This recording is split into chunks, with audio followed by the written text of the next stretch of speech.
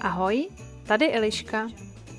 Je advent, blíží se Vánoce a to v České republice znamená, že hodně lidí peče vánoční cukroví. A já vám chci dneska ukázat recept na oblíbené vánoční cukroví, které se jmenuje linecké. Nejdřív se podíváme na ingredience. Na těsto budete potřebovat 250 g hladké mouky, 100 g moučkového cukru,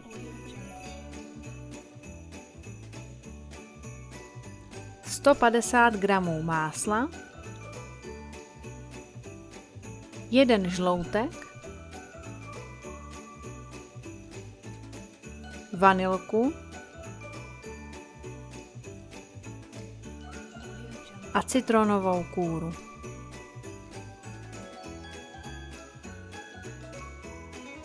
Do mísy dáme 250 g hladké mouky.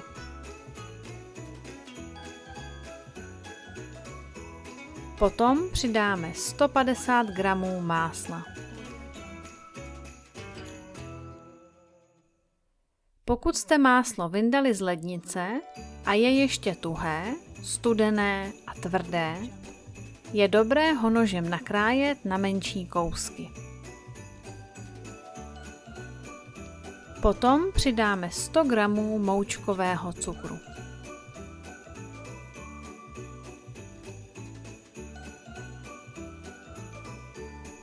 Potom rozklepneme vajíčko, oddělíme žloutek a bílek a dáme do mísy jenom žloutek. Žloutek je ta žlutá část vajíčka.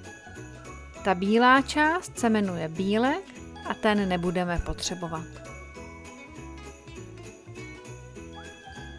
Takže do mísy dáme žloutek a potom si vezmeme struhadlo a přidáme trochu citronové kůry.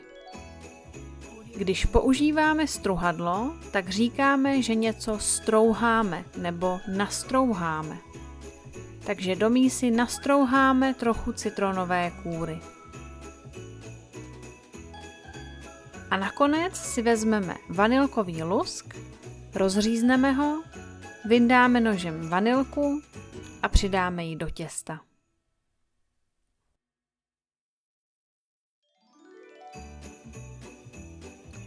Tady máme sloveso vyndat s prefixem vy.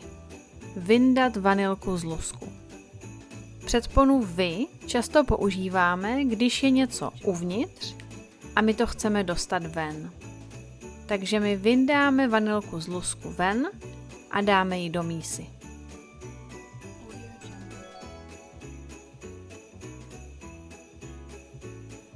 Tak, když máme připravené všechny ingredience, smícháme je dohromady.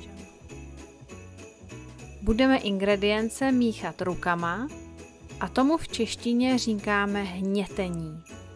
Říkáme, že hněteme těsto. Takže hněteme, hněteme, hněteme a hněteme a postupně vypracujeme, postupně uděláme hladké těsto.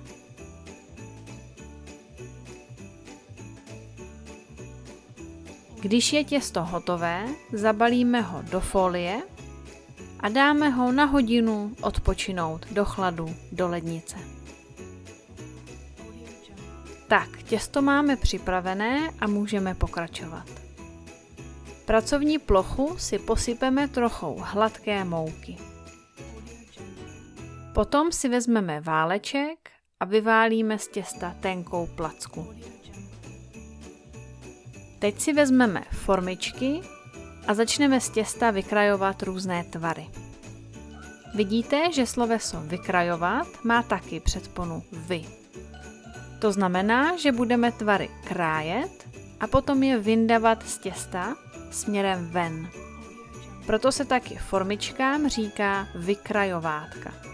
Protože krájíme tvary z těsta a dáváme je pryč, dáváme je ven. Vykrajujeme.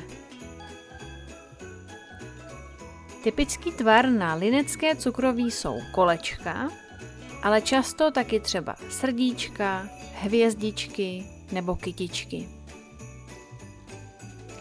Já bohužel nemám formičky, nemám vykrajovátka na linecké cukroví, ale na perníčky. Ale to nevadí.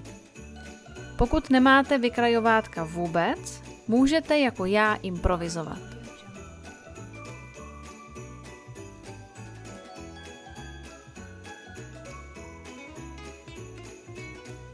Vykrájené tvary dáváme na plech. Když máme plný plech, dáme ho do trouby a pečeme cukroví na 180 stupňů Celsia. Linecké cukroví je upečené za chvilku. Většinou to trvá jenom pár minut a je důležité troubu hlídat. No a nakonec si vezmeme marmeládu a slepíme vždycky 2 stejné tvary dohromady.